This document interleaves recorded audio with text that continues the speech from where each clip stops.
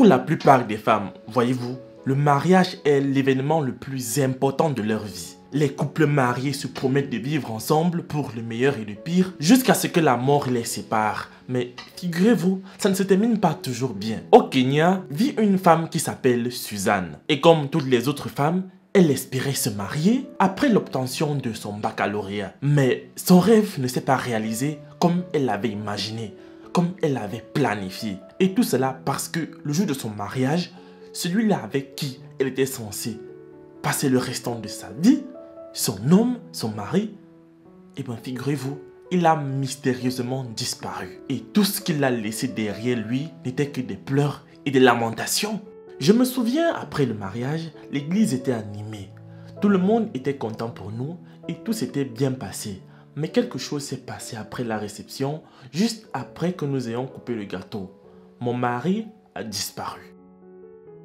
Qu'est-ce qui a bien pu causer cette disparition mystérieuse d'un homme abandonnant son épouse en pleine festivité de mariage? Lorsque Suzanne était encore collégienne, ses amis et elle avaient organisé une excursion dans une ville appelée Mombasa, histoire de prendre du bon temps, histoire de prendre l'air, de découvrir autre chose. Elle s'était préparée en conséquence pour ce voyage, même comme elle savait qu'elle avait très peu de chances d'y participer. Tout simplement parce que leur contribution nécessaire pour pouvoir participer à cette excursion était très largement au-dessus de ses moyens. Et vu que sa famille était modeste, pas moyen pour elle de se procurer le billet. C'est alors que, lors de la dernière réunion qui visait à tout mettre en place et en œuvre pour le bon déroulement de l'excursion, elle a rencontré à cette réunion un charmant jeune homme qui l'aimait bien et celui-ci a bien voulu payer pour elle. Après la réunion, il m'a demandé mon numéro de téléphone, mais je ne lui ai pas donné ce jour-là. Alors, il a cherché mon numéro et l'a obtenu chez mon ami et on a commencé à discuter. Le jeune homme a contacté Suzanne et ils ont commencé à sympathiser et très peu de temps après, ils sont tombés amoureux. Ils ont commencé à se voir très loin, à avoir des projets d'avenir, se marier, vivre ensemble. Mais il y a un détail très important qu'il fallait relever. C'est que entre les études et les préparatifs du mariage, Suzanne n'a pas eu vraiment le temps pour elle de découvrir celui avec qui elle allait passer le restant de sa vie. Elle n'a pas pris le temps de connaître et d'étudier son homme. Ils se sont rencontrés il y avait très peu de temps et se retrouvaient 1 à 2 fois par semaine, spécialement les dimanches lors du culte. Et malgré ce peu de temps passé ensemble, elle se disait quand même, c'est suffisant. Je suis déjà une grande fille. Je sais quand même qui est en face de moi. Et tout ce qu'elle a fait était de prier le Seigneur pour que son mariage puisse se dérouler dans de bonnes conditions. Bien évidemment, pendant qu'elle priait, Dieu lui a montré des signes sur son futur mari dans ses rêves. Mais elle n'y a pas prêté attention. Je me souviens de cette fois où je priais et je me suis vu dans un rêve en train de porter une robe noire. Je me suis demandé pourquoi j'ai fait ce rêve. Mais après ce que je vais vous expliquer plus tard, vous comprendrez que Dieu essayait de me parler. Les amis, même l'évêque, le docteur Damaris Kani, qui a élevé Suzanne comme sa fille, a été très sceptique et réticent par rapport à ce mariage dès que sa fille lui en a parlé. Sa famille et tous ses proches lui ont mis des doutes dans la tête parce qu'ils n'avaient pas confiance à ce jeune homme. Et aucun d'entre eux ne savait pourquoi il doutait vraiment de lui. Mais c'était une intuition. Malgré tout cela, Suzanne a quand même tenu à avancer avec son futur mari. Et pendant ce petit bout de chemin ensemble, elle a quand même constaté quelques travers, quelques dérives de ce dernier. Par exemple, au lieu de l'aider dans les préparatifs du mariage, celui-ci a été surpris plusieurs fois dans des bars en train de se livrer à la boisson. Et là, elle a été choquée parce qu'elle pensait que c'était un chrétien innocent qui ne buvait pas et était sobre. Malgré ça, elle a fermé les yeux et a décidé de continuer vers son objectif, le mariage. Et il faut également noter que cet homme savait très bien cacher son jeu, au point de faire croire à tout le monde qu'il était un chrétien honnête. Il était également très doué pour demander des excuses à la moindre offense, grave ou moindre. Il envoyait constamment des cadeaux à Suzanne et des cartes de versets bibliques. Ça veut dire qu'il avait étudié et passé au peigne fin tout ce qu'elle aimait ou pas. En fait, les amis, c'était un pervers narcissique. Le genre de personne qui te met en confiance. Il te présente à ses parents, à ses amis, à sa famille, au point où tu lui accordes toute ta confiance et quand tu penses qu'il est un homme innocent, loyal et bienveillant, il te la fait à l'envers. Et effectivement, son jeu d'acteur a eu un effet dans la vie de Suzanne, dans le sens où celle-ci est tombée éperdument amoureuse de lui, pensant avoir trouvé la perle rare, le prince charmant, un homme qui a la crainte de Dieu. Parfois, je n'avais plus envie de me marier, mais le problème, c'est la société. Je voulais le faire pour le regard des gens, et ça, c'est l'erreur que la plupart des jeunes commettent. Vouloir faire des choses parce que la société nous met une pression. Suzanne et son homme sont restés ensemble jusqu'au jour du mariage. Jour qu'elle n'oubliera jamais de sa vie car c'était le lieu des pleurs et la perspective de voir son mariage tomber à l'eau. Le jour du mariage, j'étais tellement triste pour plusieurs raisons. Par exemple, le caméraman a refusé de venir dans la matinée. Dans ma culture, il faut normalement que les parents du marié viennent chez la maman de la mariée chercher la future épouse. Mais ils ont pris la mauvaise route, celle où il y avait beaucoup de trafic et donc des embouteillages. Ce qui fait que dans les normes, la mariée qui doit quitter la maison à 10 h pour aller à l'église, puis dans l'après-midi, aller à la fête et à la cérémonie. Mais eux n'étaient pas encore arrivés, même à 13 h. Et donc, j'ai commencé à stresser et j'étais triste. Donc, imaginez-vous être la mariée. Vous avez déjà mis la robe, le make-up, les cheveux. Elles vous ont laissé toute belle. Et là, je me souviens comme si c'était hier. Voyant la réalité, j'allais me marier avec quelqu'un que je connaissais déjà. Et tout à coup, j'ai éclaté en sanglots. Surtout quand je voyais la distance de la maison pour l'église et le temps qui passait, j'étais tellement angoissé et triste. Je n'arrêtais pas de pleurer et me disais qu'il le faisait exprès. Mais les gens appelaient ma mère et lui confirmaient que oui, en effet, ils sont toujours en route et ça me redonnait espoir. Finalement, le mariage a eu lieu. Maintenant, c'est là où mon histoire commence.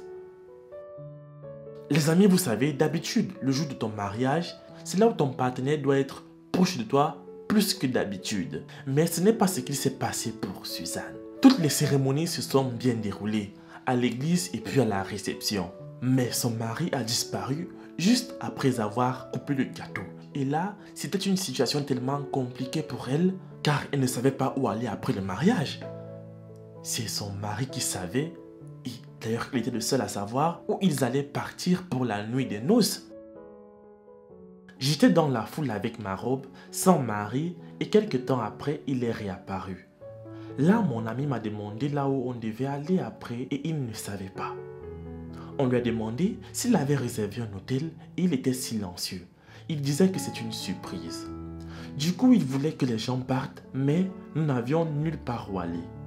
C'est à partir de là que ma vie a commencé à être misérable. Mais après les festivités, j'ai réalisé que nous allions chez sa mère. On s'y est installé et c'est elle qui faisait tout pour nous. Donc j'étais là, marié, mais vivant sous le toit des parents. Suzanne a continué à prier comme elle le faisait avant et un jour, alors qu'elle dormait, elle a fait un terrible cauchemar. Et selon ses dires, dans ce cauchemar-là, Dieu a voulu lui montrer des choses par rapport à son mariage une seconde fois.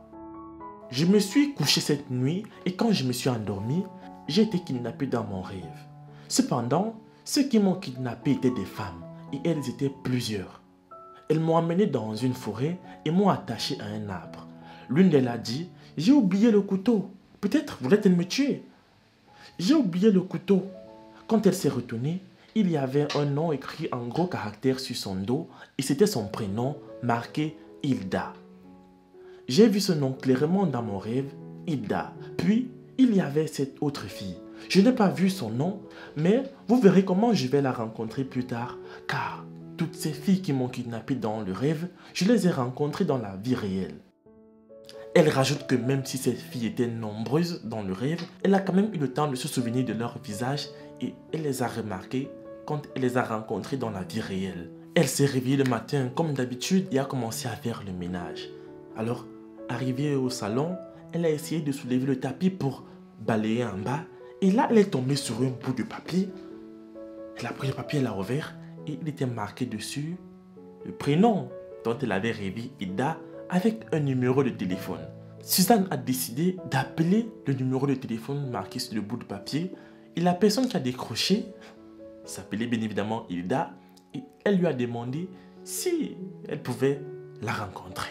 Quand elles se sont rencontrées pour discuter, je précise, Suzanne était choquée parce qu'elle s'est rendue compte que la femme qui était en face d'elle était exactement celle dans son rêve qui avait le dossard marqué Hilda. C'est tellement étrange, n'est-ce pas?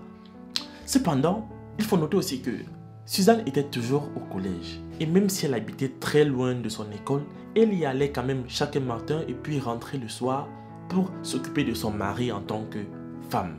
Alors un moment est arrivé où elle a dû avoir des examens et après avoir parlé avec son mari, ils ont convenu qu'elle allait partir rester au collège pendant une semaine pour bien préparer et mieux aborder les épreuves lors des tests. Le même jour où il m'a déposé au collège, il a immédiatement pris une autre femme et l'a amenée à la maison. Je suis parti un dimanche, puis mardi, je me suis dit, qu'est-ce que je vais rester faire à l'école? Je suis une femme mariée et j'ai examen seulement jeudi soir. Du coup, j'avais assez de temps pour rentrer et même réviser à la maison. Alors je suis allé à la librairie, j'ai pris mes cahiers et mes livres et je suis rentré. Quand j'arrive, j'ouvre la porte, j'ai commencé par remarquer des vêtements inconnus dans la salle de bain. Quand je vais dans ma garde-robe, je vois d'autres habits, alors j'ai appelé mon beau-père et ma belle-mère. Ils sont venus et là, on a attendu que mon mari et sa maîtresse reviennent. Par ailleurs, la demoiselle est revenue plus tôt. Et quand elle est arrivée, elle était surprise de trouver des gens à la maison. En effet, j'avais ma clé et mon mari lui en avait donné une autre. Donc elle est arrivée, était surprise et ne comprenait pas ce qu'il se passait. Souvenez-vous, je l'ai reconnue dans mon rêve. Elle est restée plantée là comme une statue et n'a rien dit. Juste après, mon mari est arrivé et on a essayé de régler la situation, mais il savait comment s'y prendre. Il a commencé à faire comme s'il l'a changé et a jeté les effets de la demoiselle dehors. Elle est partie et nous sommes restés là. Il ne manquait plus que je lui pardonne. Et cette fille naïve que j'étais l'a aussi pardonné. Je me souviens de cette fois où il m'a envoyé un message alors que j'étais à l'école. Il m'a dit que j'étais la meilleure femme au monde, mais qu'à compter de ce jour, il voulait se retirer par rapport à tout ce qu'il m'a fait subir. Il a également envoyé le même message à sa mère, lui disant qu'elle avait été une bonne maman, mais qu'il lui a mis la honte par ses agissements. Et donc, il voulait mettre fin à ses jours. Alors que nous pensions que c'était une blague, il a pris du poison. J'étais à l'école lorsque j'ai été appelé. Nous sommes allés à l'hôpital et vous pouvez imaginer comment je tenais à ce mariage et à cet homme. Je suis resté avec lui à l'hôpital pendant 2 semaines, assise sur son lit, le temps qu'il récupère. Ce que je ne vous ai pas dit, c'est que j'étais sur le point de partir à cause de ses multiples tromperies. Et comme il savait cela, il a pris du poison sachant qu'il habitait près de l'hôpital et qu'ils allaient prendre soin de lui. Moi, naïf et voyant sa situation et son état, je lui ai encore pardonné. Malgré le nombre infini de fois où Suzanne a pardonné son mari, il n'a pas changé. Il est resté le même. Parce qu'il avait pour habitude de lui mentir, soit disant qu'il partait à l'étranger, travailler, alors qu'il se retrouvait dans des hôtels avec d'autres femmes.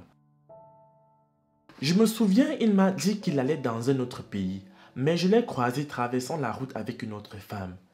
Ils allaient là où était garée la voiture, pourtant il m'a bien dit qu'il a garé la voiture à l'aéroport, qu'il est à l'étranger, et il m'appelait sur WhatsApp me disant qu'il n'est pas au pays, me racontait comment ils sont bien arrivés, ce qu'ils ont mangé et ce qu'ils font. Par contre, ce jour quand je l'ai croisé traversant la route, il a décidé de rentrer à la maison, a pris mon téléphone et a menacé la femme avec qui il était en lui envoyant un message cruel.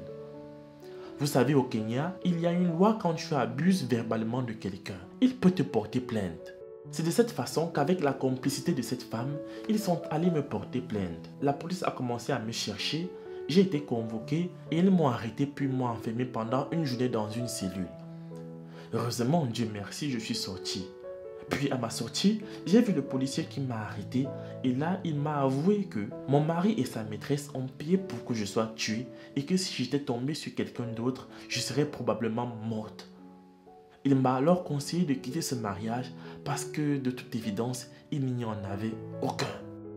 Après avoir eu toute cette démêlée avec la police, après s'être souvenue de tout ce qu'elle a vécu, toutes les fois où elle a été humiliée, rabaissée, où elle a pardonné son mari, encore et encore. Cette fois-ci, c'était la fois de trop.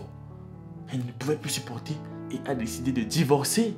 Elle dit qu'en toute sincérité, aucune femme ne peut supporter son mari. Parce qu'en réalité, à plusieurs reprises, elle a voulu l'abandonner et partir. Mais parce qu'elle ne voulait pas que ses proches sachent qu'elle souffrait dans son mariage et parce qu'elle voulait être un exemple dans la société, elle n'a pas osé. Mais cette fois, Suzanne a décidé de continuer sa vie toute seule, en servant Dieu et en évoluant dans ses études. Aujourd'hui, c'est une femme accomplie, heureuse. Vous pouvez voir le bonheur sur son visage parce qu'elle a su, malgré le regard des gens, dire non à celui-là qui, au lieu de l'élever, au lieu de la chérir, a passé son temps à la rabaisser et à la traîner dans la boue.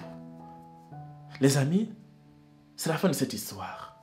J'espère qu'elle t'aura plu. Si c'est le cas, partage et like. Moi, je vous aime et on se retrouve prochainement pour une nouvelle vidéo. Ciao.